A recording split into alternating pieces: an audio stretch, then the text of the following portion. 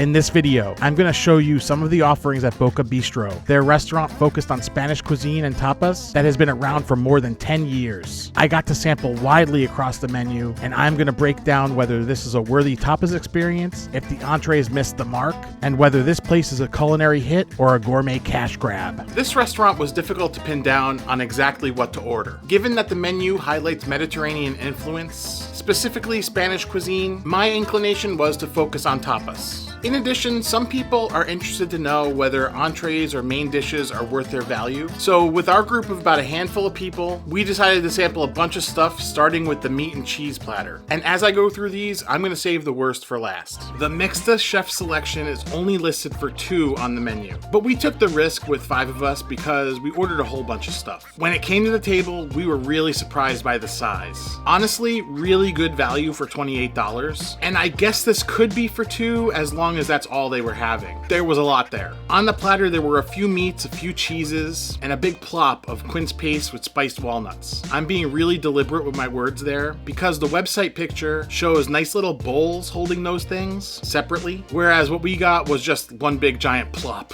It tasted fine, and I'm not like a Mr. Fancy Pants, but I do feel like the pictures online should serve some kind of purpose, especially if these items really aren't intended to be mixed. And then we get the roll call of meats. Fuet, thin dried cured pork sausage. Salchichon de Vic, Catalonian-style dry salami studded with cracked black pepper. Chorizo Pamplona, Basque-style smoked chorizo, seasoned with paprika. And Serrano ham, a 12-month aged. And then there's a pile of cheeses. We had Mahon, hard cow's milk cheese, kind of like a pecorino. Manchego, the hard Spanish classic. Idiazabal, a funky smoked hard cheese. And Cana de Cabra, a soft ripe goat cheese. I'm honestly not sure I got to try each of those cheeses, but what I did try was very good. This isn't the type of thing that you order to go into technical excellence because most of these things the place is going to purchase anyway. It's more something that is there for you to munch on while you drink some wine, which you probably noticed I didn't have based on the shape of my glass. Guys, I'm on the espresso martini trend train, but honestly, while flipping through that extra fancy leather-bound cocktail and wine list,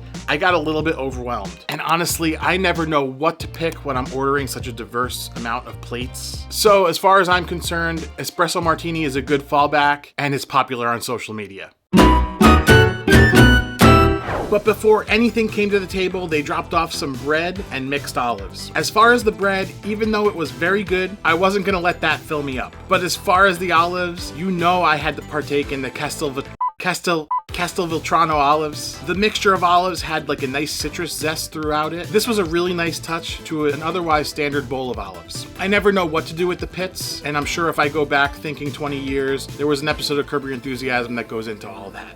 The sweet potato quinoa cakes with Manchego cheese, avocado crema, chipotle black bean puree were the first thing requiring any kind of technical prowess that came to the table. Overall, these were great. There were a lot of flavors and textures within one bite. I feel like maybe the black bean puree was kind of overkill since the centers of those cakes had a very similar texture, but flavor-wise, these rock. As we got into the patatas bravas, even more flavors entered the party. Listed as fried potatoes, salsa brava, garlic aioli, these were very good. The fried potatoes were tossed in the brava sauce, which was smoky, tomatoey, and brought in a little bit of heat from that paprika. On the technical side, this is fine, but it did make the potatoes a little bit soggy. I'm sure there's ways to plate this up to avoid that, but this is their vision, not mine. The garlic aioli on top was a tangy, creamy little touch to amp it up a little bit. The octopus is where things got a little bit rocky for us. Listed as grilled octopus, arugula salad, pickled red onion, piquillo peppers, hummus. This looked and sounded like it would be great, but there was one big technical flaw here. The octopus was a little burned on one side. I'm sure somebody could argue that they prefer that level of char, but it was just a tad too far for my taste. And to be completely honest, I just wanted to focus on second bites of everything else that was there on the table at that point. So I set that one aside. The accompaniments were very good though, especially those pickled red onions. From the dinner menu, we debated getting some paella, but my biggest reservation was there was cauliflower all over that section of the menu, so that couldn't be trusted because that's a major deal breaker for me. me. So I settled on the chicken. Tender breaded chicken breast, roasted corn and poblano peppers, spicy lime and jalapeno slaw, roasted potatoes, jalapeno aioli. At $26, this sounded like a reasonable value in Saratoga, and something to get to compare with the Tapas experience at Boca. Barring the minor plating difference between their website and what I was handed, this dish was solid, but it fell just a touch short for 2 reasons. And both of those reasons are in regards to the chicken. It was pounded really, really thin, and on the plus side it was nice and crispy, but it wound up a little bit dry because it was cooked so far. And the other thing was, it was a little short on the seasoning. Everything else on the plate was perfect.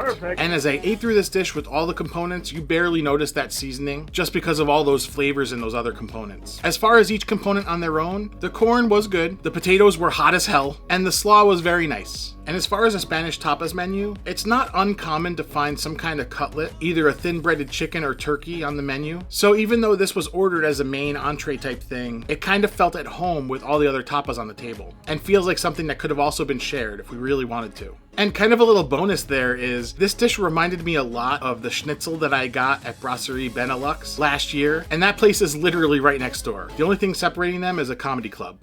Pretty good. You absolutely know I needed to get dessert. Come on. Between all of us, we shared 3 of the 5 on the menu. First up, Crema Catalana. On the menu they say caramelized creamy custard, notes of citrus, cinnamon. Very good. Not a whole lot more to say, except it was like a tangy creme brulee. Next, coconut and pineapple mousse. It had some toasted pistachios kind of mixed into it. This was actually my son's pick, and would have been my last pick, to be completely honest. To my surprise though, this was absolutely incredible. Eating this gave me laying on a beach sipping on pina colada vibes. And last but not least, churros y chocolate. These I felt were a little bit on the greasy side for churros, and they picked up a little bit too much cinnamon sugar. And you know I wouldn't say that lightly. My guess is there was like 2-to-1 cinnamon sugar to actual churro. Dipping in the hot chocolate was really fun, but since they served that hot chocolate in a really shallow dish, it was difficult to actually get the churro to dunk in there enough for it to soak up a lot, so you just had to take smaller bites. Because you really want that cocoa to soak into the churro. What I did love about the hot chocolate was it was a little bit bitter, and it had a little bit of spice to it, a little bit of heat. Overall, not the greatest dessert, but it was a lot of fun. So after breaking all that down, when considering whether to go with tapas or entrees at Boca Bistro, my opinion is resoundingly tapas. I don't think there's anything wrong with going for entrees, but the vibes and the execution at Boca are much more amenable toward the tapas. I think I'm gonna have to check out those other DZ restaurants, Chianti and Forno Bistro, to see how they handle Italian food. If you want to see that, go ahead and leave a thumbs up on this video. Things are picking up steam on my quest to catch up to Emerald here on YouTube. Make sure you hit subscribe to join me on that mission. This isn't my first foray into tapas here on my YouTube channel. Click into this video right here to see more videos where those tapas plates did not stop coming.